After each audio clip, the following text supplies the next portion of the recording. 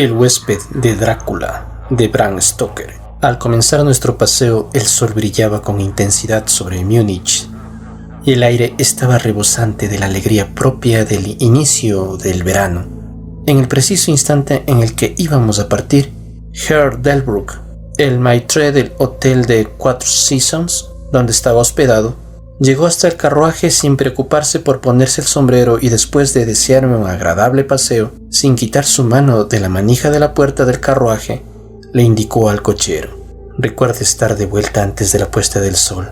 El cielo se ve claro, pero se percibe un frescor en el viento que viene del norte, que me señala que puede haber tormenta en cualquier instante, pero estoy seguro de que llegará a tiempo. Sonrió, pues ya sabe qué noche es hoy.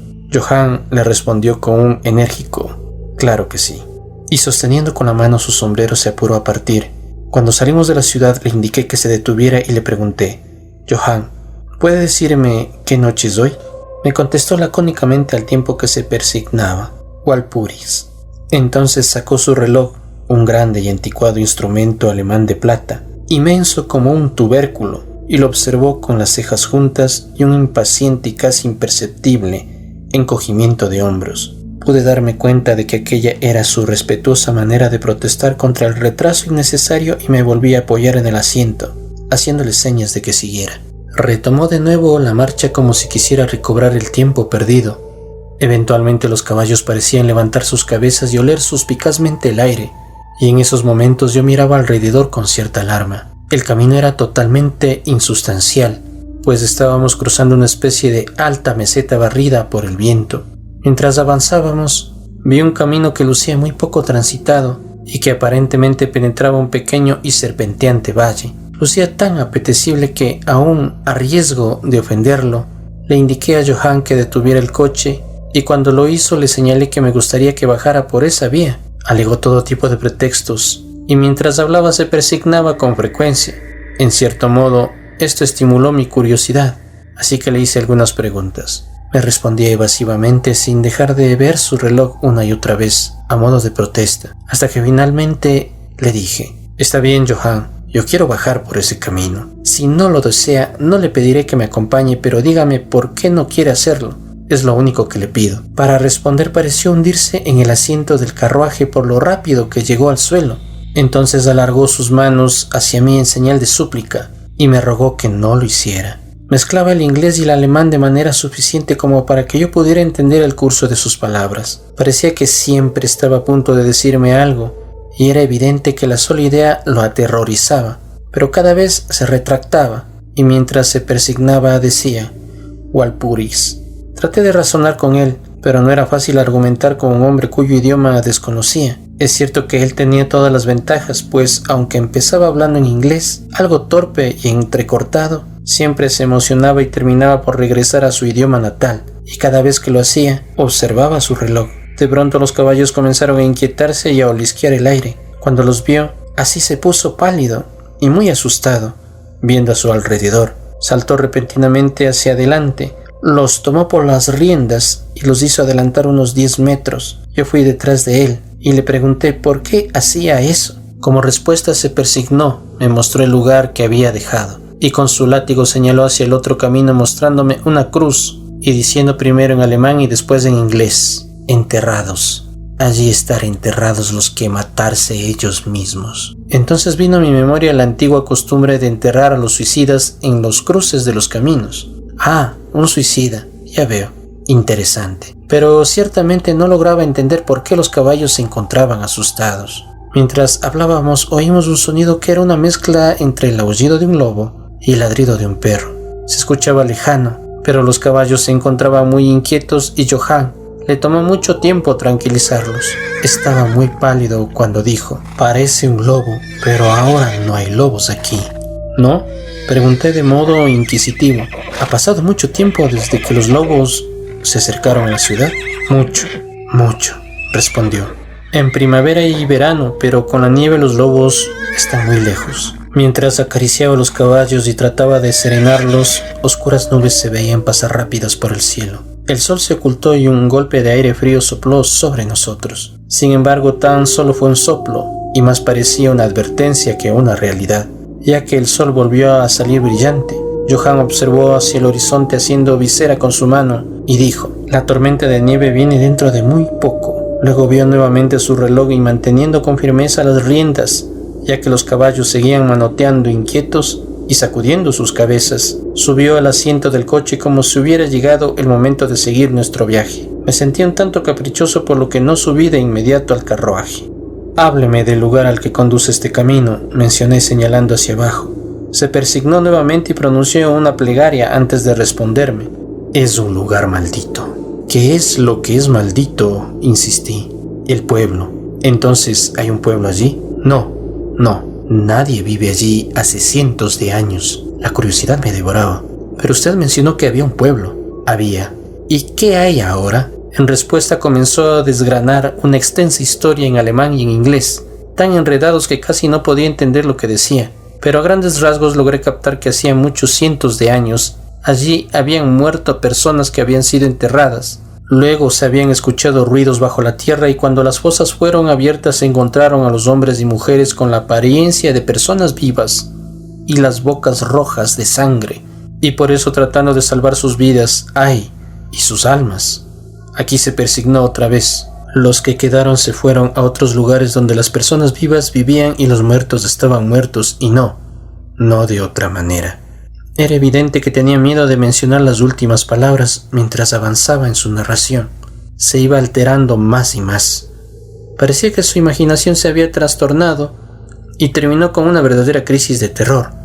Pálido el rostro, sudando, temblando y viendo a su alrededor, como si esperara que alguna terrible presencia se fuera a revelar allí mismo, en el campo abierto y a plena luz del sol. Finalmente, en un ataque de desesperación, gritó Walpurgis e hizo un gesto hacia el vehículo para indicarme que subiera. Mi flema inglés sirvió ante esto y, echándome hacia atrás, le dije: Johan, usted tiene miedo, tiene mucho miedo. Vuelva usted, yo regresaré solo. Una caminata me caerá bien. La puerta del coche estaba abierta. Tomé el bastón de roble que siempre llevo en mis paseos del asiento y cerré la puerta. Señalé el camino de vuelta a Múnich y repetí: regrese usted, Johan. La noche de Walpurgis no tiene ninguna relación con nosotros los ingleses. Para ese momento los caballos estaban más inquietos que nunca y Johan intentaba detenerlos mientras me suplicaba, muy alterado, que no cometiera tal locura. Me causaba pena el pobre hombre, parecía sincero. Sin embargo, no pude dejar de echarme a reír. Y había borrado todo rastro de inglés en sus palabras. En su agitación había olvidado que la única manera que tenía de hacerse entender era hablar en mi idioma, así que mascullaba su alemán nativo. Empezaba a ser muy tedioso y luego de señalarle la dirección le dije: regrese, y di la vuelta para descender por la vía lateral hacia el valle. Con gran desesperación, Johan volvió los caballos hacia Múnich. Me apoyé sobre el bastón y lo miré alejarse. Por un momento avanzó lentamente. Luego, sobre la cima de una colina surgió un hombre alto y delgado, que no logré ver muy bien a aquella distancia. Cuando estuvo cerca de los caballos, estos empezaron a encabritarse y a patear. Después relincharon aterrorizados y comenzaron a correr desbocadamente. Los vi perderse de vista y luego traté de ver nuevamente al extraño, pero noté que él también había desaparecido. Con el ánimo tranquilo me dirigí hacia el camino lateral, que bajaba hacia el hondo valle que asustaba tanto a Johan. Por lo que podía observar, no había ni la más pequeña razón para tanta preocupación, y podría decir que caminé durante un par de horas sin reflexionar ni en el tiempo ni en la distancia, y también sin ver ni persona ni casa alguna. En lo referente a aquel lugar era una absoluta desolación, pero no me percaté de esa condición hasta que, al cruzar en una esquina del camino, llegué al disperso límite de un bosque. En ese momento pude darme cuenta de que inconscientemente había sido fuertemente impresionado por la desolación de aquellos lugares por los que acababa de transitar. Me detuve para descansar y comencé a observar a mi alrededor. Noté que el aire era mucho más frío que cuando había comenzado el camino.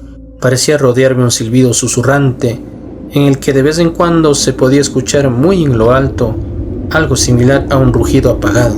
Vi hacia arriba y pude observar que grandes y pesadas nubes corrían velozmente por el cielo, de norte a sur, a una gran altura. Eran señales de una tormenta que se acercaba por algún lejano estrato de aire. Sentí un poco de frío y, pensando que era por haberme sentado después de la caminata, retomé mi paseo.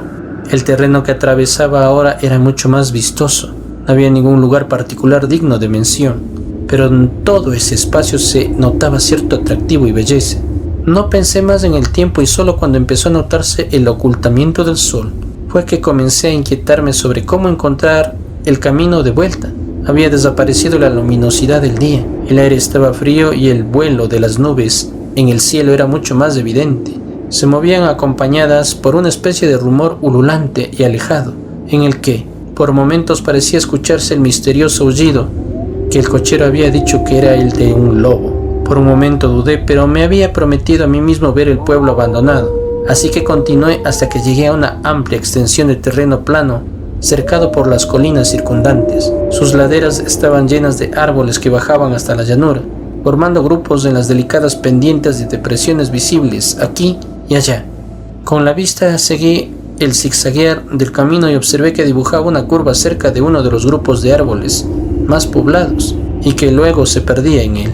Mientras observaba me percaté de un hálito helado en el aire y comenzó a nevar. Pensé en los kilómetros y kilómetros de terreno desprotegido por los que había transitado y me apresuré a buscar protección en el bosque de enfrente. El cielo se fue tornando cada vez más oscuro y a mi alrededor se notaba una deslumbrante alfombra blanca, cuyos extremos más distantes se perdían en una nebulosa imprecisión. Todavía podía verse el camino, pero muy poco, y mientras corría por el llano sus límites no permanecían tan marcados como cuando seguía las hondonadas, y al poco rato me di cuenta de que debía haberme salido del camino, pues dejé de sentir la dura superficie bajo mis pies y me hundí en la tierra blanda. Entonces el viento se hizo más fuerte y empezó a soplar con aumentada fuerza, hasta que casi me arrastra. El aire se tornó completamente helado y empecé a sufrir los efectos del frío, a pesar del ejercicio. Ahora la nieve caía tan tupida y giraba en tales remolinos a mi alrededor que con dificultad lograba mantener los ojos abiertos. De vez en cuando el cielo era arañado por un centelleante relámpago y con su luz solo alcanzaba a ver frente a mí la gran masa de árboles, especialmente cipreses y tejos totalmente cubiertos de nieve. Pronto me encontré al cobijo de los mismos y allí, en un relativo silencio, pude escuchar el soplar del viento en lo alto. En ese momento, la oscuridad de la tormenta se había fusionado con la de la noche, pero su furia parecía estar disminuyendo. Tan solo regresaba en repentinos resoplidos o estallidos. En aquellos instantes el escalofriante aullido del lobo dio la impresión de despertar el eco de muchos sonidos parecidos a mi alrededor. Por momentos, a través de la densa masa de nubes, podía verse un perdido rayo de luna que alumbraba el terreno y que me permitía ver que estaba al borde de un tupido grupo de cipreses y tejos. Como ya había dejado de nevar, salí de mi refugio y comencé a indagar con más curiosidad los alrededores. Creía que entre tantos cimientos antiguos como los que habían pasado en el camino, tal vez encontraría una casa aún en pie, que aunque en ruinas me daría algo de cobijo. Mientras rodeaba el contorno del bosquecillo, pude notar que una pared baja lo cercaba, y al seguirla encontré una abertura. Allí los cipreses dibujaban un camino que llevaba hasta un cuadrado volumen de algún tipo de construcción. Sin embargo, en el preciso momento en que la divisé, las nubes errantes cubrieron la luna y crucé el sendero en tinieblas. El viento debió hacerse más frío, pues me di cuenta de que me estremecía mientras avanzaba, pero tenía esperanzas de encontrar algún refugio, así que seguí mi camino a ciegas. Me inmovilicé, pues se produjo un súbito silencio. Había pasado la tormenta y tal vez, en simpatía con lo callado de la naturaleza, mi corazón parecía que había dejado de latir, pero eso fue tan solo un instante, pues de repente la luz de la luna se abrió paso por entre las nubes y me mostró que me encontraba en un cementerio y que el cuadrado objeto que se encontraba frente a mí era una enorme lápida de mármol, tan blanca como la nieve, que lo arropaba todo. Con la luz de la luna llegaba un inmenso lamento de la tormenta, que pareció retomar su carrera con un extenso y grave aullido como el de muchos perros o lobos. Me sentía tan abrumado y percibí que el frío me calaba tan hondo que parecía que me aferraba el corazón. Entonces, mientras el raudal de la luz lunar continuaba cayendo sobre la tumba de mármol, la tormenta dio señales de recomenzar como si quisiera volver atrás. Impulsado por alguna especie de sugestión, me acerqué a la sepultura para observar de quién era y por qué una obra como esa se levantaba solitaria en aquel lugar. La rodeé y leí en alemán sobre la puerta dórica: Condesa Dollingen de Graz. En Estiria, en 1801, buscó y halló la muerte. En la parte alta del sepulcro y aparentemente atravesando el mármol, pues aquella estructura estaba formada por unos pocos bloques compactos, se podía ver una gran viga o estaca de hierro. Entonces me dirigí hacia la parte trasera y leí tallada en grandes letras: los muertos viajan deprisa. Había algo tan raro y tan fuera de lo habitual en todo aquello que me hizo sentir mal y casi me desmayé. Por primera vez sentí el deseo de haber seguido el consejo de Johann, y en ese instante me atrapó un pensamiento que, en medio de aquellas extrañas circunstancias, me causó un fuerte estremecimiento. Era la noche de Walpurgis, en la que, de acuerdo con las creencias de millones de personas, el diablo estaba suelto, en la que las tumbas se abrían y los muertos salían de paseo, en la que todas las cosas perversas de la tierra, el mar y el aire se reunían, y yo me encontraba en el preciso lugar que el cochero había evitado. Me encontraba en aquel pueblo que había sido abandonado hacía siglos. Allí era el lugar donde se hallaba la suicida, y en ese sitio me encontraba yo solo, ahora, sin ayuda, tiritando de frío en medio de una nevada y con una horrible tormenta creciendo a mi alrededor. Necesité toda la filosofía, toda la religión que había aprendido y todo mi arrojo para no hundirme en un ataque de terror. Y entonces un verdadero huracán estalló a mi alrededor. El suelo tembló como si miles de caballos galoparan sobre él. Y esta vez la tormenta no llevaba en sus heladas alas nieve, sino un gigantesco granizo que caía con tal violencia que parecía que era lanzado por los míticos honderos baleares. Eran piedras de granizo que destruían las hojas y ramas y que impedían la protección de los cipreses, como si en vez de árboles hubieran sido espigas de cereal. En el primer instante corrí hasta el árbol más cercano, pero me vi obligado a abandonarlo rápidamente y a buscar el único lugar que parecía ofrecer refugio: la obscura puerta dórica de la tumba de mármol. Allí, agazapado contra la puerta de bronce, encontré una cierta protección contra la caída del granizo, ya que ahora solo me golpeaba al rebotar contra el suelo y contra los costados de mármol. Cuando me apoyé contra la puerta, ésta se movió levemente y se abrió un poco hacia adentro. Hasta el refugio de una tumba era bien recibido en medio de aquella cruel tormenta, y estaba a punto de entrar en ella cuando el destello de un relámpago alumbró toda la extensión del cielo, y en aquel momento, lo puedo jurar por mi vida, observé, ya que mis ojos estaban vueltos hacia la oscuridad del interior, a una hermosa mujer, de sonrosadas mejillas y rojos labios, supuestamente dormida sobre un sarcófago. Mientras el trueno detonaba en lo alto, fui cogido por la mano de un gigante y arrojado hacia la tormenta. Todo fue tan imprevisto que antes de que notara el impacto, tanto moral como físico, me hallé bajo la lluvia de piedras. Al mismo tiempo tuve la misteriosa y curiosa sensación de que no estaba solo. Miré hacia el sepulcro y en ese mismo instante ocurrió otro cegador relámpago que pareció chocar contra la estaca de hierro que dominaba el monumento y llegar por ella hasta el suelo, agrietando y destrozando el mármol como en un estallido de llamas. La mujer muerta se levantó en un instante de agonía, besada por las llamas, y su amargo grito de dolor fue ahogado por el trueno.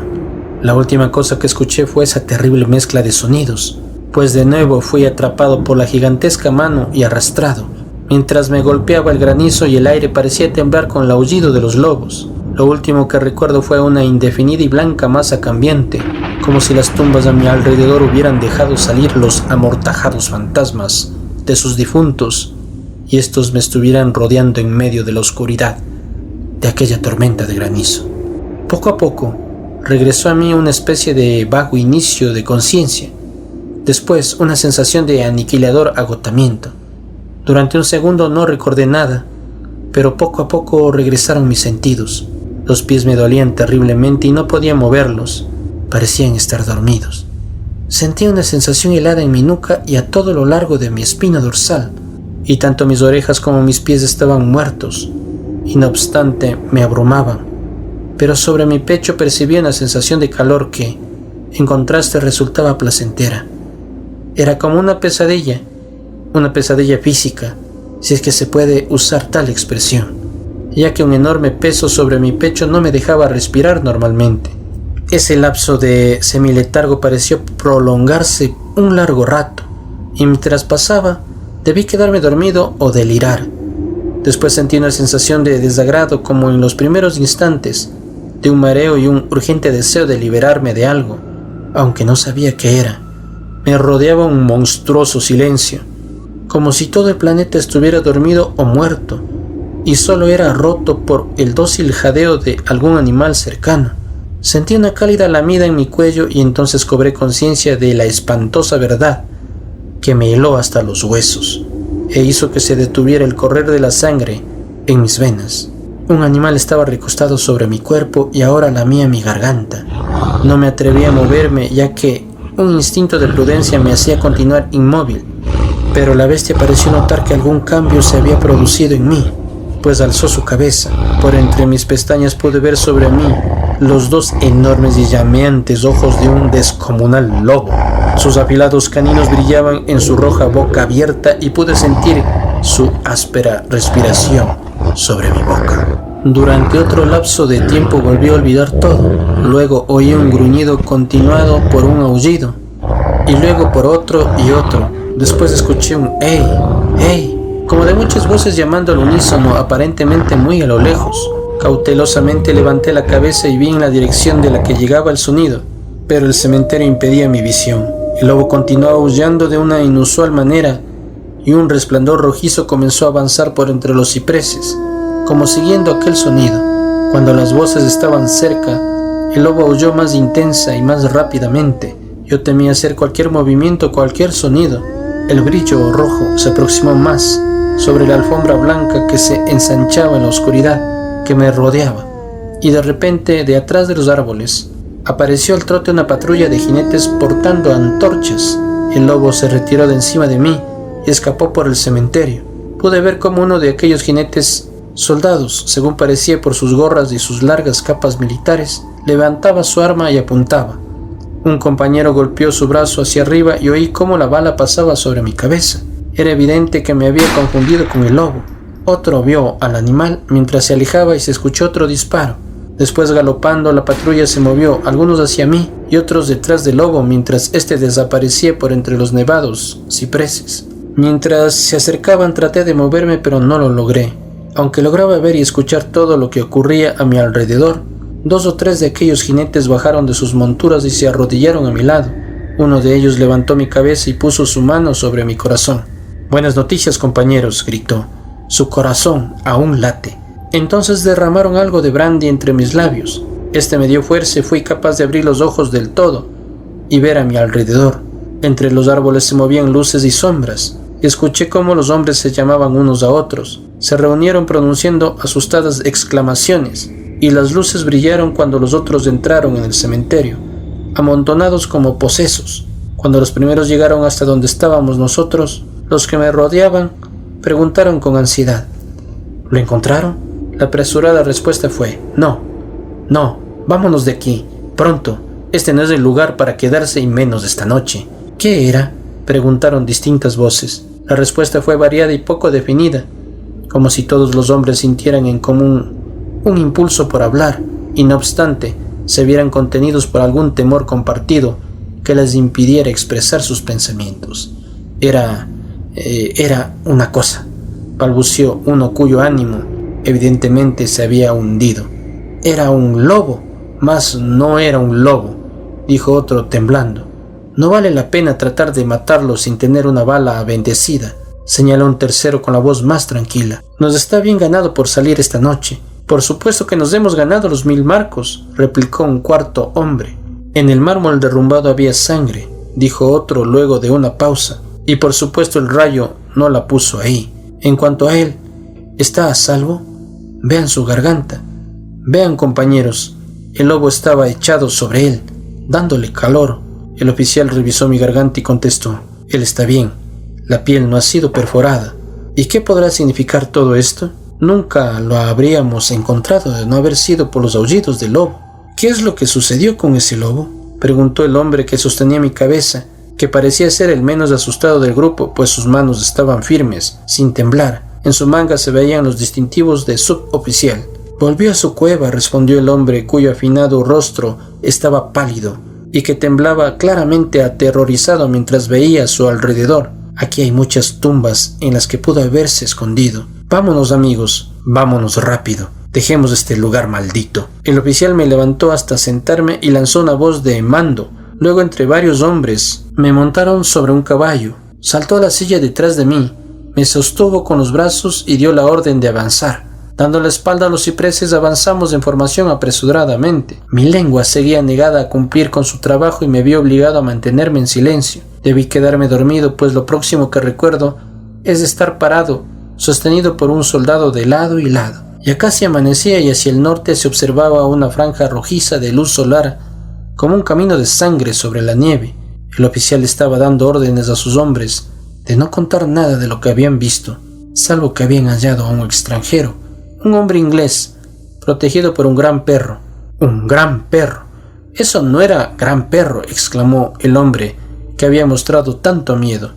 «Yo sé distinguir a un lobo cuando lo veo». El joven oficial lo replicó con calma. «Dije un perro, perro», repitió irónicamente el otro. Era evidentemente que su valor aumentaba con la luz del sol, y señalándome dijo: «Mire su garganta.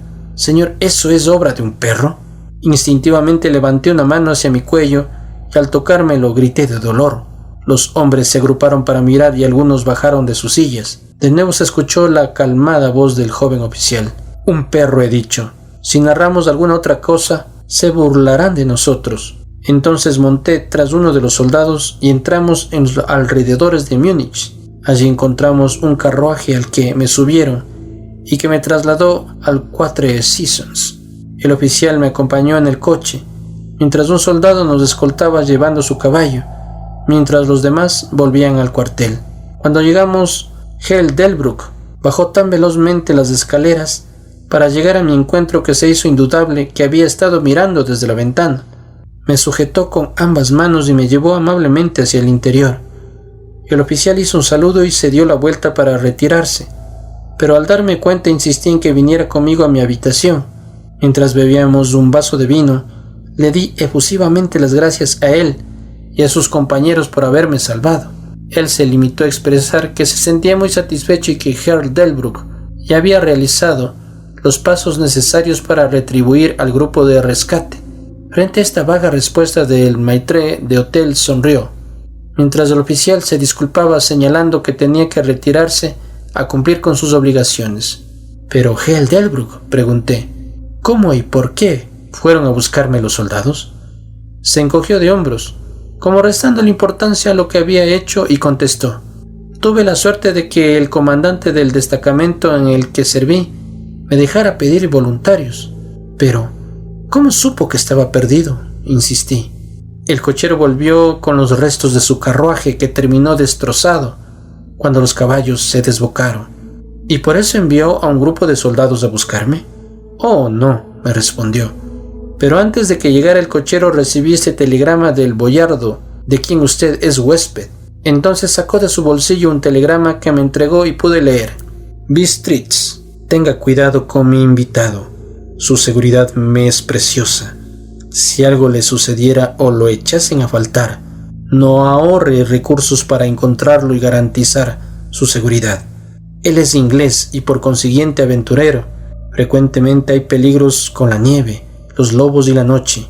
No pierda un segundo si teme que le haya podido ocurrir algo. Respaldaré su celo con mi fortuna. Atentamente, Drácula».